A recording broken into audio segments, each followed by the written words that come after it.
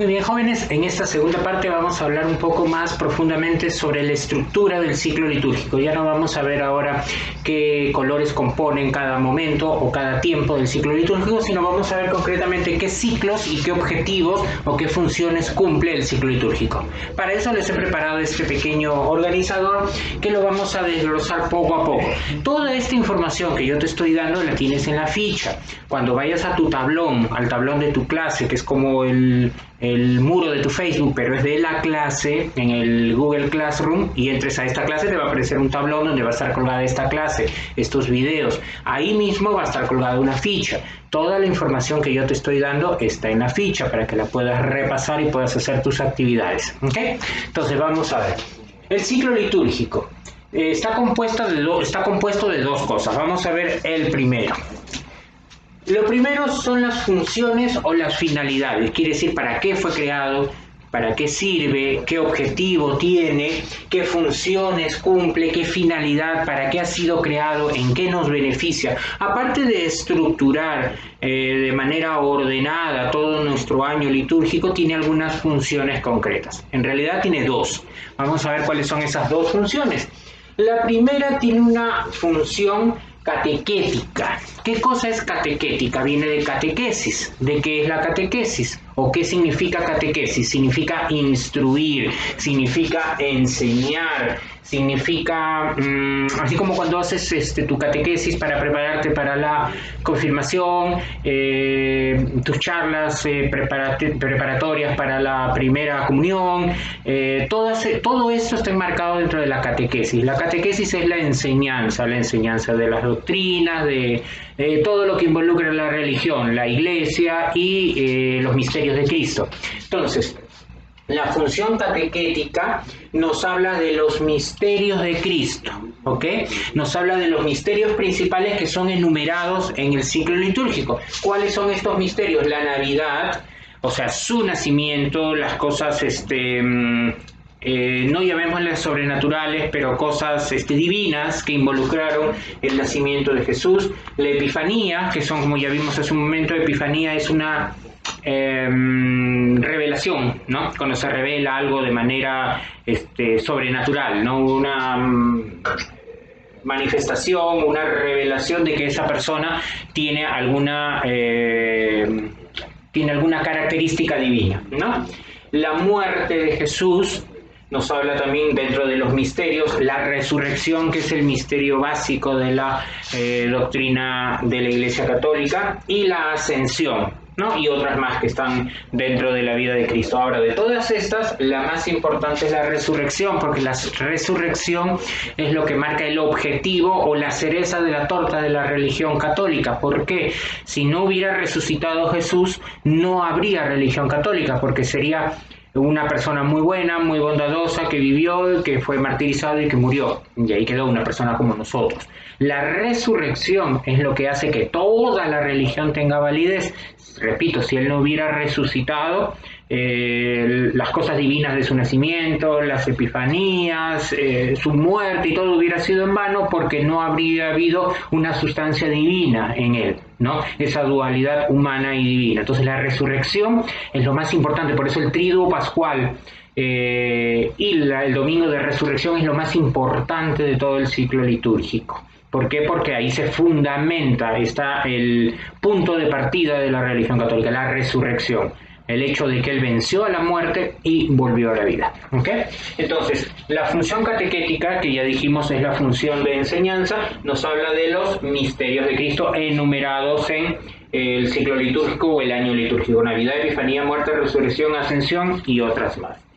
La siguiente finalidad es una finalidad salvífica. ¿Qué quiere decir salvífica? De salvación, para salvarnos, ¿no? Nos da ciertas objetivos o ciertos beneficios al seguir este ciclo litúrgico, y cada momento nos da una perspectiva de salvación. ¿Cómo así? Por ejemplo, nos habla de la conversión que nosotros tenemos en aceptar las cosas que vienen de Dios, se da a través del Adviento. La conversión en el hecho de esperar un Salvador, de esperar un alguien que se sacrifique por nosotros, que da la vida por nosotros, que es nuestro ideal de vida, que nos habla de una salvación.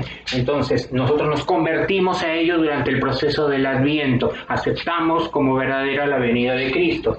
La salvación, concretamente en la Navidad, nació el Salvador. Aceptar su nacimiento es aceptar que hay un Salvador que ha venido a liberarnos del pecado original y para expiar todas nuestras culpas. Ya nació, primero nos convertimos a ello y al habernos convertido en el Adviento pasamos a una etapa de salvación en la Navidad, en su nacimiento. Si Él no nace, no nos salvamos. ¿Okay? La penitencia, el sufrimiento, el arrepentimiento, la contrición, el ayuno, los sacrificios están involucrados dentro de la Cuaresma. No puede haber tampoco una salvación si todo es alegre y contento. Tengo que yo también llevar a un momento de reflexión, de penitencia, de recogimiento, de reflexión, de aceptación y de acompañamiento a este momento terrible de Cristo en el momento de expiar nuestras culpas a través de la cruz. Yo tengo que acompañarlo en ese momento, así como Él me ha acompañado durante todo el año. El triunfo sobre la muerte que se da en el periodo de la Pascua judía, donde Jesús fue muerto, fue sepultado y resucitó. El triunfo sobre la muerte es una finalidad que nos salva, también es el reconocimiento de su naturaleza divina y que nuestra religión está basada en algo concreto y en algo real. El coraje o la valentía para enfrentar las adversidades que se da en Pentecostés, donde los apóstoles fueron los primeros que demostraron valentía y coraje al enfrentar el mundo y llevar la palabra de Dios. Eso nos da a nosotros la fortaleza para la valentía y el coraje de enfrentar el día a día con las cosas.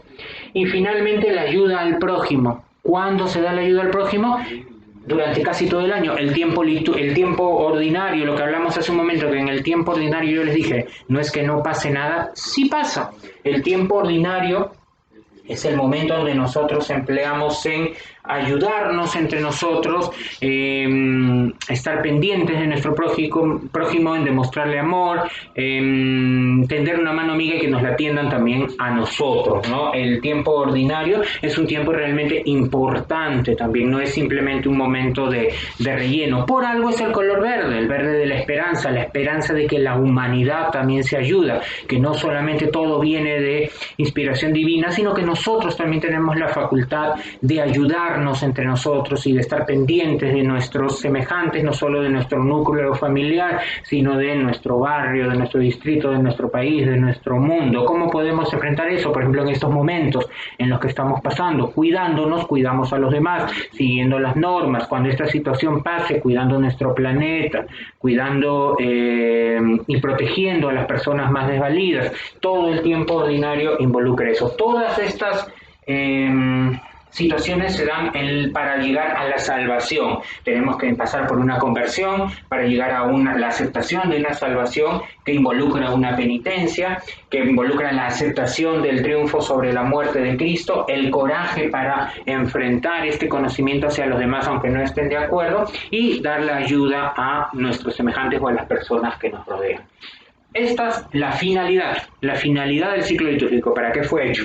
Ahora vamos a ver cuántos ciclos contiene. Ciclos no me estoy refiriendo a los colores y las partes, no, estos colores a los que hemos hablado hace un momento, ¿okay? Están divididos dentro de dos grandes ciclos. Si bien es cierto, están de corrido en la forma que lo hemos leído, organizacionalmente están divididos en dos grandes ciclos, que son el ciclo temporal cristológico. Cristológico viene de Cristo, temporal viene de tiempo. Entonces, el primer ciclo es el ciclo de tiempo de Cristo, el tiempo dentro del año litúrgico dedicado a Cristo.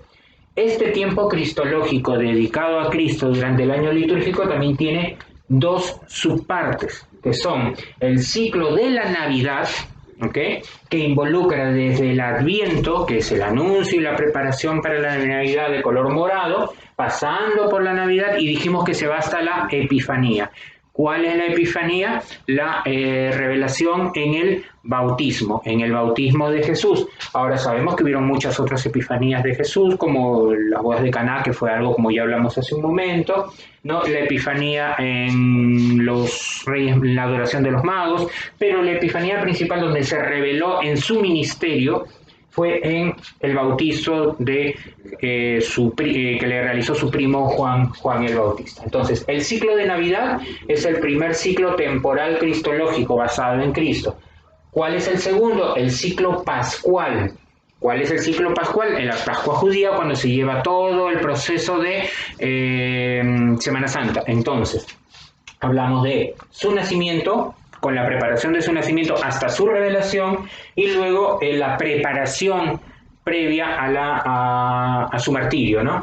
Quiere decir que el ciclo pascual empieza en el miércoles de ceniza, ¿okay? Que es el inicio de la cuaresma, todo el proceso de la cuaresma, que son los 40 días que estuvo en el desierto, la Semana Santa, que es su última semana de vida, empezando con el Domingo de Ramos, lunes, martes, miércoles, jueves santo, que es la institución de la Eucaristía, viernes, que es el martirio, sábado del sepulcro y domingo de resurrección. Todo eso, esos tres últimos momentos incluidos dentro del Tríodo Pascual, que es el Tríodo Pascual, ya dijimos, es lo más importante de la Semana Santa. El tiempo pascual, que es el que viene después, el que dijimos los 40 días que estuvo con ellos hasta que ascendió, y los 50 días hasta la llegada del último momento del ciclo pascual, que es Pentecostés, la llegada del Espíritu Santo y la nutrición y la fuerza y el coraje para evangelizar y llevar la palabra. Entonces, el ciclo temporal cristológico basado en el tiempo de Cristo, como ya vimos, son todos los momentos relativamente dedicados a Cristo, desde su nacimiento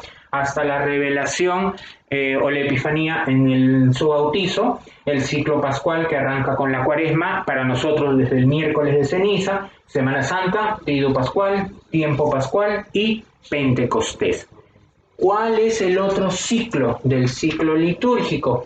El ciclo santoral, involucrado a las personas santas.